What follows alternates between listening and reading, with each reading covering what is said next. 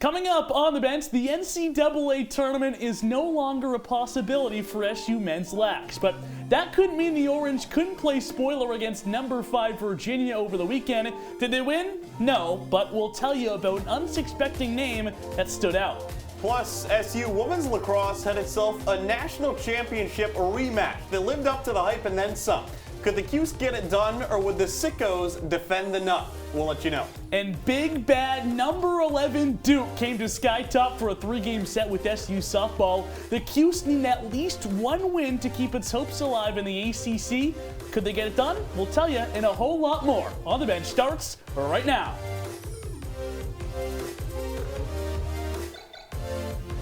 Hi everyone and welcome in On the Bench alongside John Dales. I'm Calvin Christoforo, and John, I'm supposed to ask you a question right now. You got any good ones for me? Do I have any questions for you to ask well, me? I thought I'd flip the tables here because you expected me to ask you a question. I did. How does it feel to be the most handsome one at the desk? It feels pretty good. I thought that was all right, whatever. Well, we'll move on. We'll go to our headlines of the week because that's what the people really want to hear about. And we'll start in the women's basketball field. SU Women's Hoops is continuing to add the pieces to the puzzle, and this is a really big ad. Felicia Leggett, Jack and Company went to Buffalo and grabbed another standout out of the MAC. First-team All-MAC selection Deandre Kerr has transferred to Syracuse. The guard averaged 24 points per game last season, which led the Bulls last season, and it was third in the entire nation. She will bring a ton to the Salt City. Well, we go from the hardwood to the pitch, where former SU soccer standout Dejan Buchanan scored his first professional goal with Club Bruges in Belgium's first division. He's the first SU alum to accomplish that feat. Big props to Buchanan. Take a look at that goal. Perfectly chipped it right over the goalie's head while he was sliding down.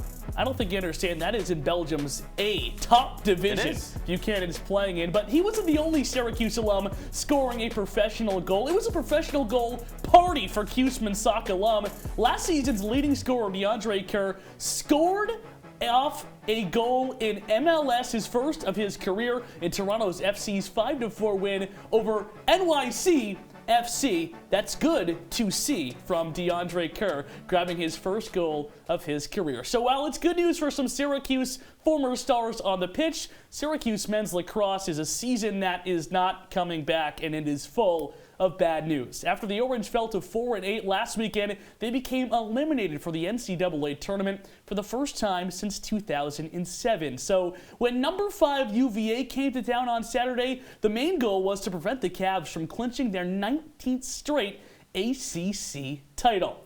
So let's head out to the Dome. It's a rematch of a game earlier this season, a one that was a Cavaliers 21-11 victory in blowout fashion, but Syracuse getting off the board early. Cole Kastner, one of the best defenders in the ACC, he still can't guard Tucker Dornovic. Syracuse scores just a minute in. The Orange have the lead, but UVA would not lay down. Jeff Connor coming around the net, he scores. UVA scores the next 5 goals of this game to take a commanding 5-1 lead in the first quarter. Syracuse trying to counterpunch. Here's Jacob Buttermore. What the comeback story he has been. He spins and scores. That makes it 6-5. Is the comeback on for Syracuse? Are they going to come back in this game? Well, Virginia doesn't think so. That is Peter Garneau lighting the lamp for UVA, and this guy is just an athlete. He can squat more than you can. That's Petey LaSala going towards Cage. Face off, stay on. LaSala scores a goal. Syracuse trying to claw their way back once again. Jackson Birtwistle, he was a bright spot, but the Orange still down by 5 at the break. In the second half, more of the same. UVA's offense is just a downhill train, and they are rolling. Patrick McIntosh on the doorstep cleans it up, and here is a laser beam by guess who? LaSala, a step-down shot from the Fogo. 2 goals in this game. Those are the first goals he scored in over a month. That's how you know things were going good for UVA. I mentioned Jackson Birtwistle behind the back goal. That was pretty. He had 5 in his first career start. That was a career high, but still nowhere good enough as UVA rolls Syracuse 21-15, and our own Nick Luttrell's in the Dome. He has more. Team chemistry has been a struggle all season long for Syracuse men's lacrosse, and no more so was that apparent than in today's 21-15 loss to 5th-ranked Virginia. After the game, SU head coach Gary Gait said that injuries were a big reason why Syracuse has been unable to execute in big games like tonight. We've been plagued by the injuries, and we've been, unfortunately not getting the job done. So You know, it's just stepping up. We're giving kids opportunities. Some people are making plays, but unfortunately, we need everybody to be making plays and, you know, less mistakes, and we're not there. It's not our ideal lineup. It's been changing every week, and that's just part of lacrosse. But, you know, we need to do a better job as an entire team.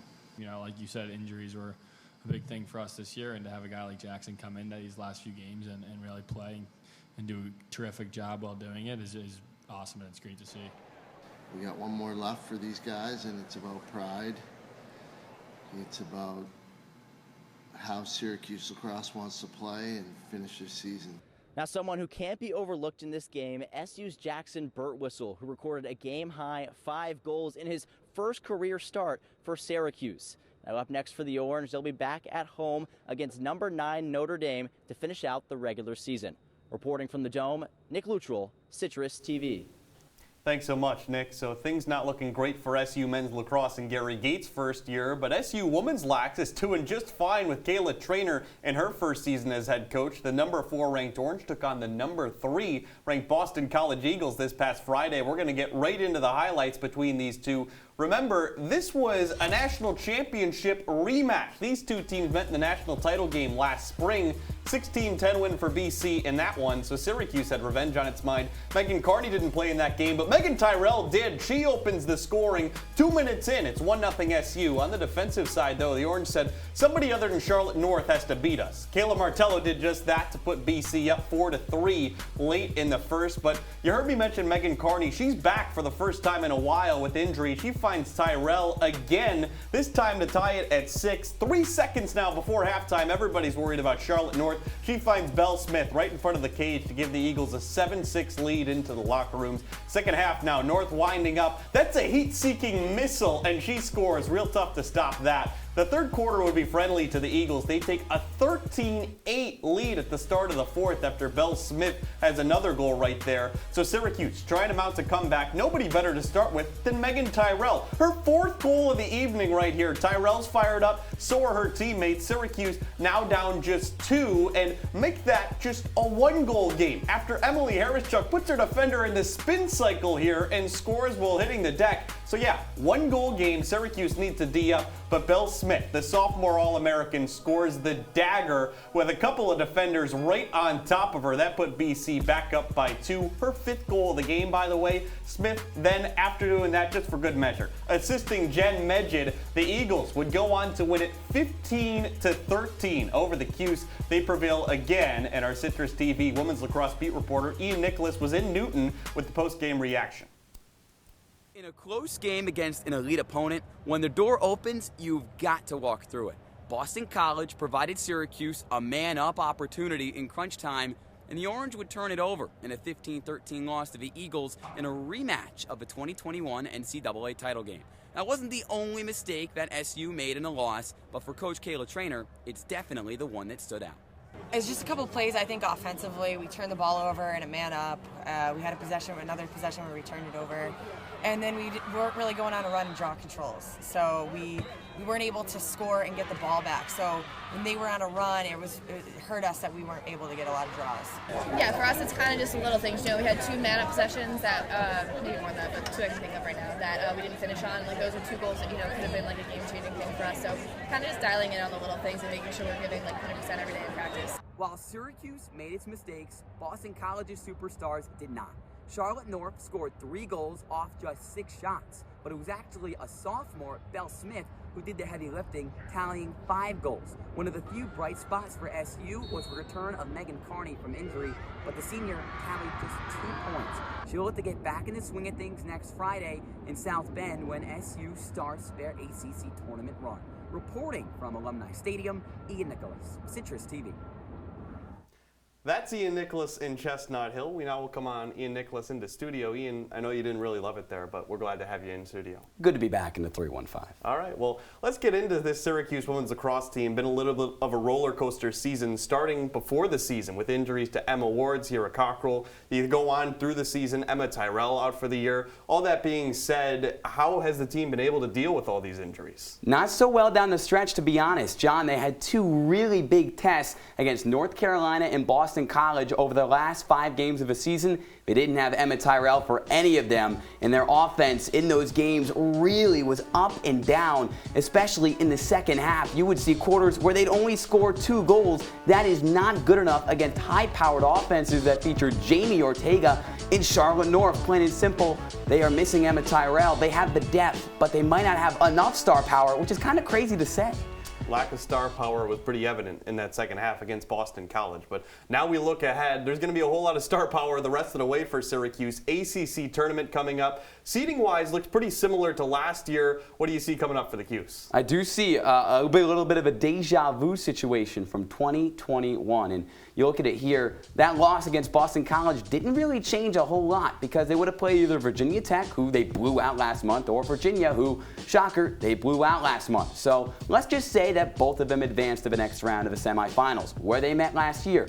How does Syracuse get the job done? The answer, score, and score some more. And as I mentioned, the depth pieces, Natalie Smith, Jenny Markey, they've got to step up. Olivia Adamson, the best freshman on this team. Those 3 have to show up and really be the supporting cast to take down Boston College, if that is the scenario on May 1st. You score more goals than the other team, more often than not, you're going to be in a good spot. Usually. Yeah. Well, all that being said, again, the offense is where the brunt of the injuries have happened. When you look ahead, how can you still believe in this offense that, like you said, is relying on players that haven't been there before?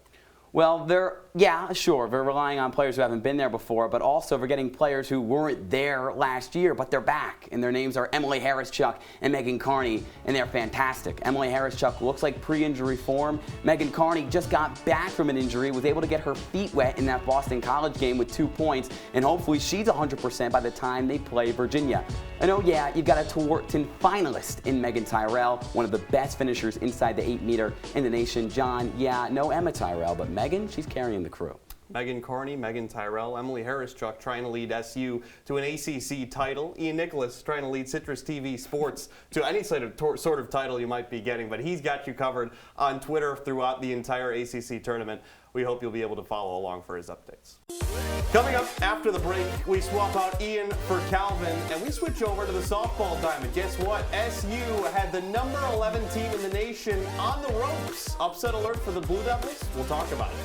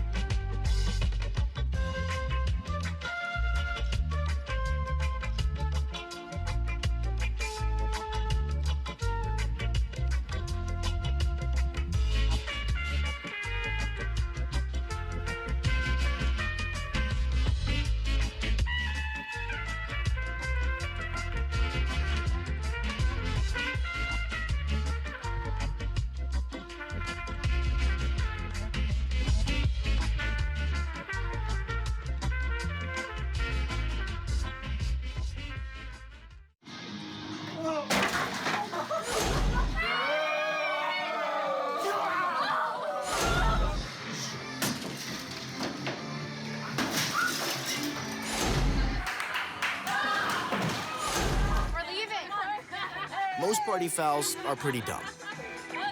But if you decide to drink and drive underage, you could lose your license and your freedom. Underage drinking and driving. The ultimate party foul.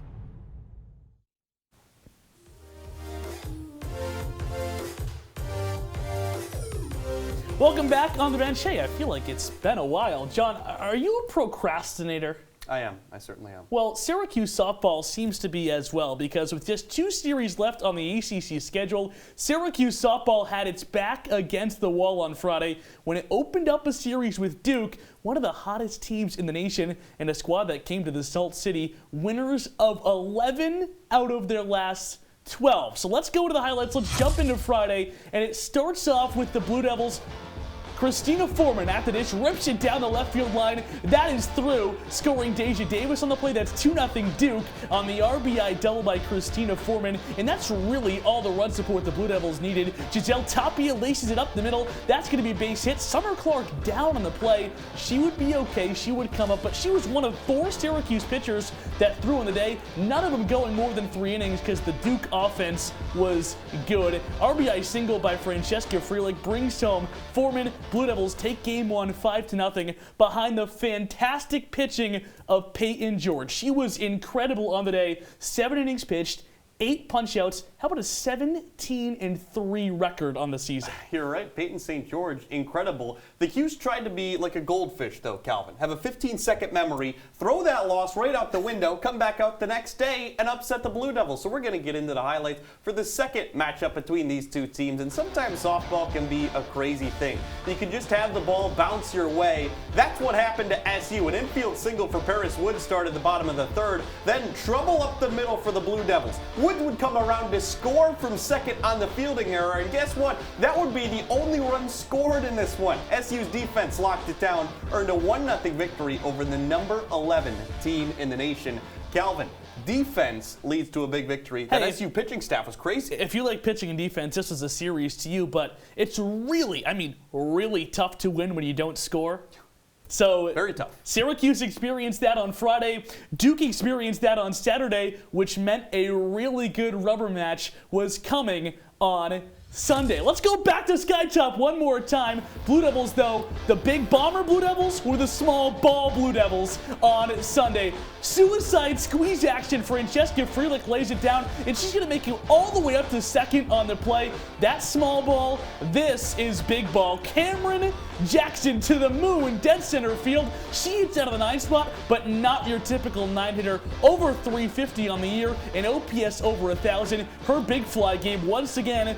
Peyton St. George, all the run support she needed as the Blue Devils take 2 of 3 at Skytop. Big ball, small ball. Sounds like you're talking about bowling to me almost here. Those are 2 very different styles of bowling. We all know the better one. But Syracuse coming up on the wrong side of a 3-game set against Duke, but it does keep them alive. They have a midweek coming up this week against Niagara. It was supposed to be a doubleheader up in the Falls. Instead, it's just a single game here at Skytop on Thursday at 6. That's all the softball we got time for, but when we come back on the bench, we'll hit the courts and put a bow on the SU tennis season. We'll have that and a whole lot more when On the Bench returns. I see you mobbing over her. Let's go. Let's mob. Let's crawl. Let's crawl. Let's crawl. Hey, yo, we mobbing. Come on, girl. Let's crawl. Hey, yo, let's crawl. Hey, yo, let's crawl. Hey, let's crawl.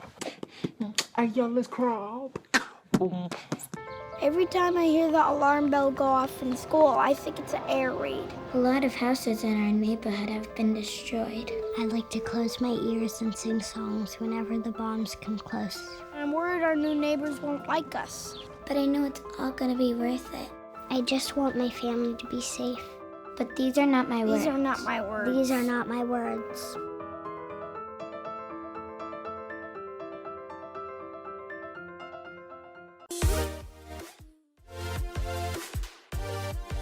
Welcome back on the bench, and just when you thought the show couldn't get any better, our tennis beat reporter Philip Galati joins the program. Phil, did you see a light on and just walk on in? Yeah, pretty much. All right, well, I'm glad you showed up because we got to talk some tennis, but not positive tennis. Syracuse tennis is done. They lose the first round of the ACC tournament to Wake Forest, a tournament where they came in as the number 10 seed and went one and done. Yeah, so they upset Florida State in the last duel of the regular season to get that number 10 seed, which means they faced Wake Forest, who knocked the Orange out in the first round of the tournament last year, 6-1. And earlier in the regular season, the Demon Deacons won that contest 6-1. The Orange had no answer down in Rome, Georgia in the ACC tournament, 4-1 in the first round. They're out the door just as quickly as they came in. Wake Forest has been a real thorn in Syracuse's side now over the past couple of seasons. Really tough for a Syracuse team against a conference foe. But what wasn't tough for the Orange this season was the team's doubles play. That was the bright spot all year long. It was a 13-9 record for doubles, which is an improvement on last year. And there's two pairs that really stood out for the Orange this season. The first one being Miyuka Kimoto and Polina Kozireva. They played a lot at the #1 seed court towards the latter half of the season, got ranked in the top 40 nationally, whereas on the #2 court, Shiori Ito and Sonia Treshcheva also climbed into the national rankings at the number 45 spot. Shiori Ito, one of the best net players in the conference, but Sonia Treshcheva, the only player for head coach Yunus Imam's side that won't be returning to Drumlins next season. She's not coming back, but a lot of talent is coming back to the Hill next season. A really young tennis team this year, which means they have to have a bright future, right? They absolutely do. The two rising seniors, Polina Kozireva and Zeynep Erman, are going to lead the way in terms of experience. Kozireva went 11-8 in singles this year, had a couple upsets, mainly playing on the 3 and 4 court, whereas Zeynep Erman had surgery over Christmas break, came back, actually clinched the duel over BC. So she's coming back with some fire in her belly. And as for the freshmen this year, Miyuka Kimoto and Shiori Ito, talked about them a little bit already. They're coming back with one season now, finally played in Drumlins. They've got a taste for ACC play, and they want more. They're hungry to keep getting wins in singles and doubles play. Miyuka Kimoto, the top seed in singles a lot of the time. Shiori Ito, some excellent net play in doubles and singles. A lot in store for the Orange. A lot of talent coming back. I hope you come back as well, because you talked a lot about doubles. I don't think there's a pair better than this double tandem right here. But we got to move on. The boat might have stopped for the Syracuse tennis team, but at the river, the Syracuse rowing team is rolling along, John. Well, we traverse from the tennis court to the open water. We really do it all on this show. And SU women's rowing won the Lake Wheeler Invitational this past weekend. Syracuse's first varsity 8 boat beat Duke by 5 seconds. That's an eternity in rowing, by the way. And the Cuse's second varsity 8 boat also beat the Blue Devils. So tough showing for Duke. The Orange tallied 9 wins altogether. They rolled, or should I say rode, to a big victory. But Calvin, Syracuse track and field just competed in the Virginia Challenge, which sounds like a battle in the Revolutionary War. Well, the Cuse was running it like it was 1776, and they heard the British were coming. And how about the day from our guy, Anthony Vasquez? He's pretty quick when he's not wearing a hoodie over on Skytop. He set a personal best. So did Sheila Coulaire. She also set a personal best, but that was not enough for Syracuse to get a win. The Orange did not win one single event as it preps for the ACC Championships on Thursday. We're up against another break here in OTB, but when we come back, we have performers, top plays, images, oh my, all on the other side. BTB will BRB.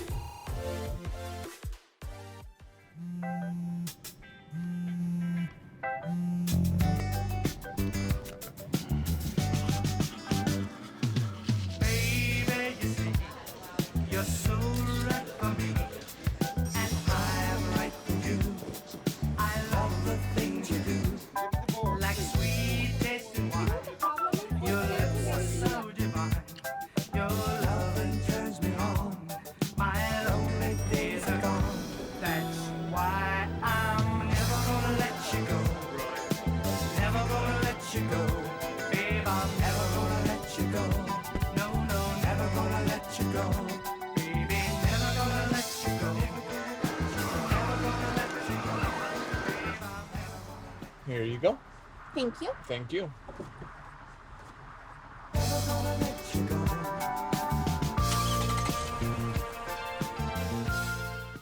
Jordan knows he shouldn't eat this entire bowl of nachos, but tonight he's earned that right. Because a few hours ago, in the middle of happy hour, he recognized a sign. Not from the gods or a bolt of lightning, but from a double heart, a kissy face, and a fourth ha in ha ha ha. That's when Jordan knew he was buzzed. So when it was time to go, he got a ride home instead of driving. Be a legend like Jordan. Recognize your buzzed warning signs and get a ride home. Buzz driving is drunk driving.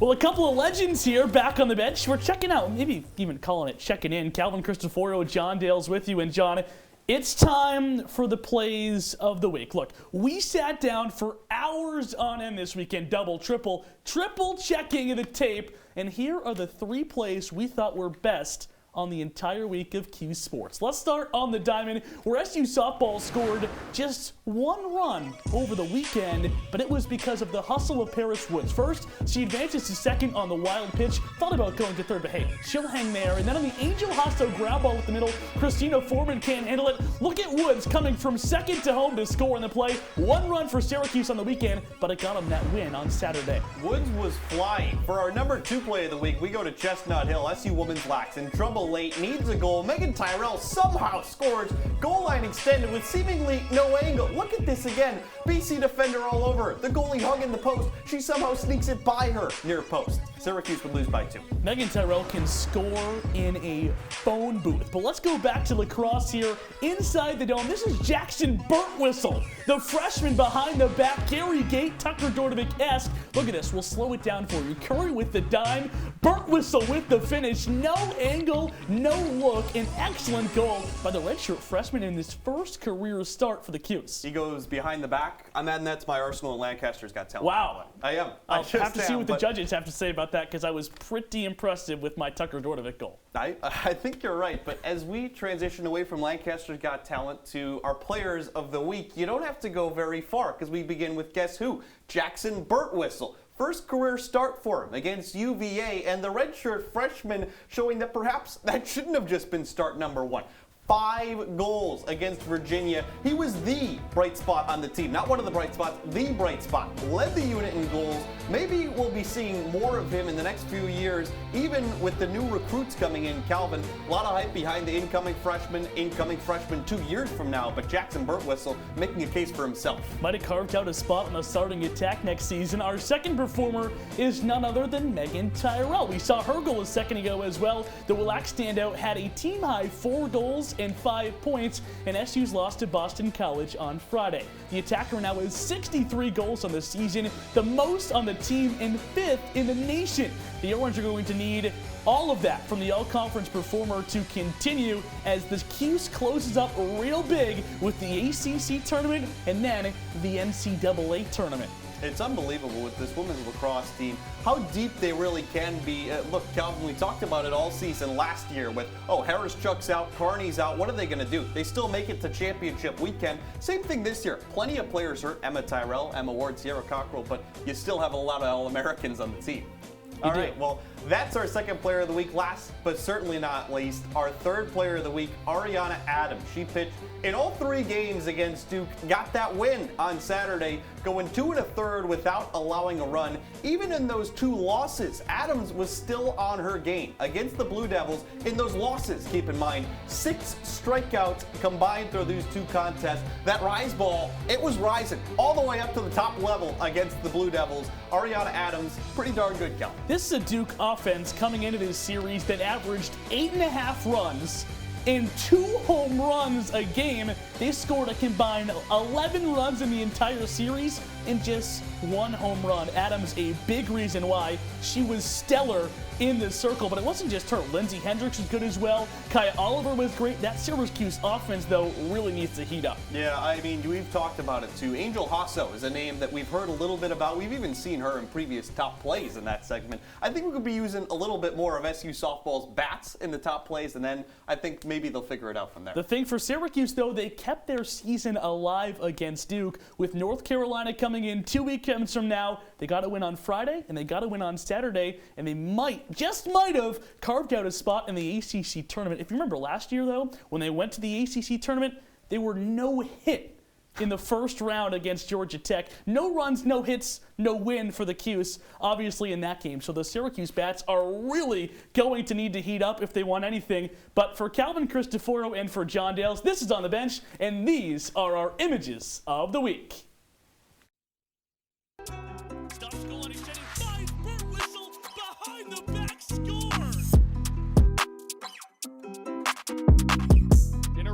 Switches to the left. How did she get that one to score?